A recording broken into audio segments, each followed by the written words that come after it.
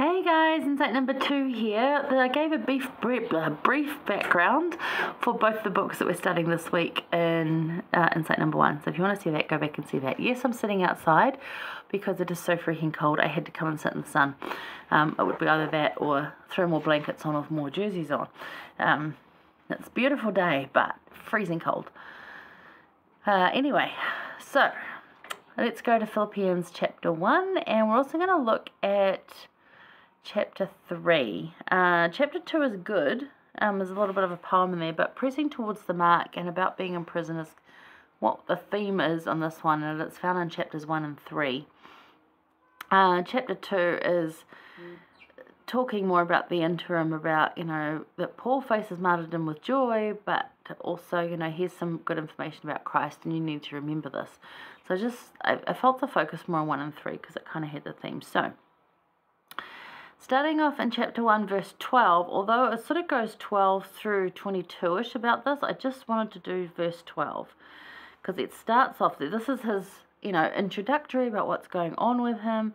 Remember that in Philippians, they had, the people of Philippi had heard that he was in prison and sent someone to, very long Greek name, which I did try and say in the first one, to go and see him and minister to him. And as a result of that, this was sent back. The people in Philippi, they loved Paul. They wanted to care for him. They continued to care for him as he ministered, and he visited them, as recorded, a total of 3 times, which is pretty cool. We don't know how long he exactly stayed the second 2 times, but, he was common. Like, he was known to them, known well. So he says in verse 12 here of chapter 1, But I would ye should understand, brethren, that the things which happened unto me have fallen out rather unto the furtherance of the gospel. So in other words, yes, these things are terrible. I don't really want to be in prison. It's not my plan. It wasn't my idea. And yet, actually, the blessing of being able to have the furtherance of the gospel of Jesus Christ has been huge. So it's like, while it's not so great, actually, it's worked out pretty good. It's keeping me safe. It's allowing me to keep preaching the gospel. It's calling a lot of attention to Jesus Christ's gospel because I'm in prison for seemingly, nothing or trumped up charges. So it's getting that, today it would be that media attention. It would be a constant media attention. There'd be people outside protesting to let the guy that did nothing wrong go free, and there'd be a group saying he's terrible, he should be getting the electric chair, and it would get newsworthy stuff today. So it definitely did then. So it's allowing him to preach the gospel more and to make that more known. So it's actually working out really well. Even though it's a sacrifice. And then in chapter 3, he talks about it more, verses 8 through 14. He says, Yea, doubtless, and I count all things but loss for the excellency of the knowledge of Christ Jesus my Lord, for whom I have suffered the loss of all things, and do count them but dung, that I may win Christ. So he suffered the loss of everything he would have had in his life. Did he have a family? I don't know. But he doesn't here. Does he have his freedom? No, he doesn't really. He's got freedom of choice, but he's stuck in prison. He doesn't get to go out and, eat whatever or pick whatever or travel and see people. But yet, it is allowing him to do more, to learn more and to teach more than any other circumstance would have given.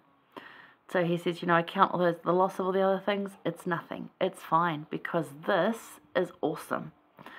And then 9, and be found in him, not having mine own righteousness, which is of the law, but that which is through the faith of Christ, the righteousness which is of God by faith. So again, I'm having the faith it's mine, but it's found through Christ.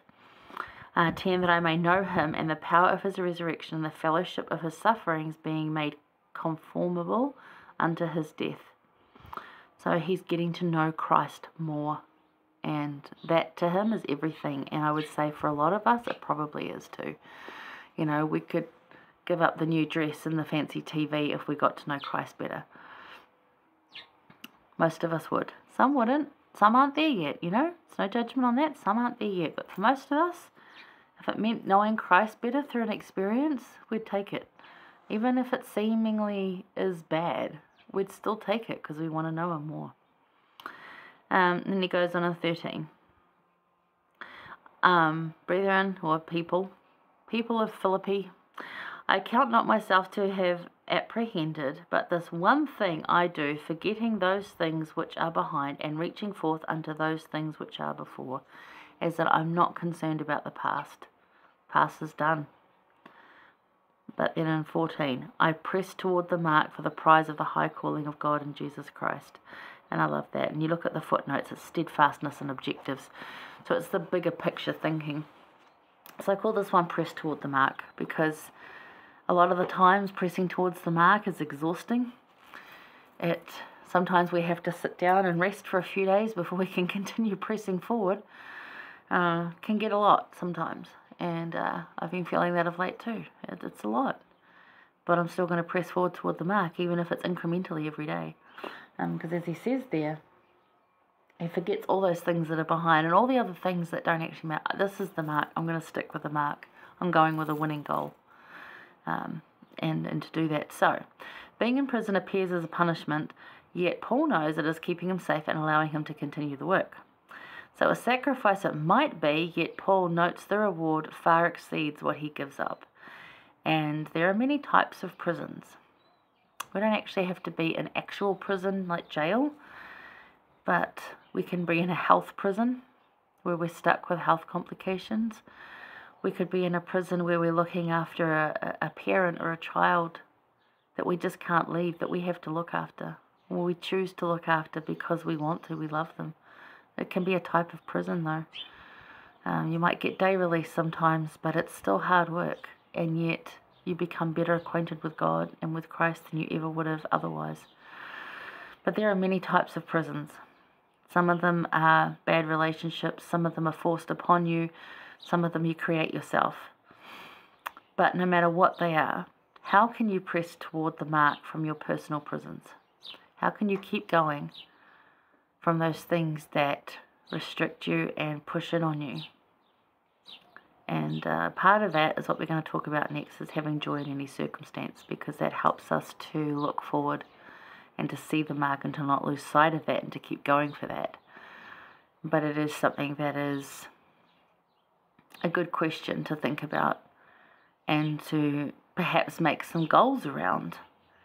You know, if you're feeling that you're in a personal prison, make some goals around and make some choices around, actually, I need this to be different, I need this to change, I need this to better accommodate my changing needs, as well as whatever else is happening.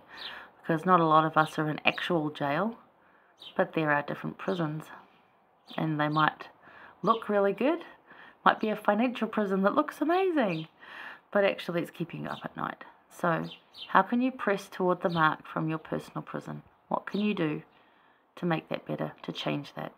Think about that. It's a really good lesson to look at, to be able to have joy and to be able to see the good no matter what, and change the things that actually aren't working. Alright, I'm going to go to Philippians 4 and talk about exactly that. Joy through Christ in any circumstance. It's a great chapter. I'll see you there.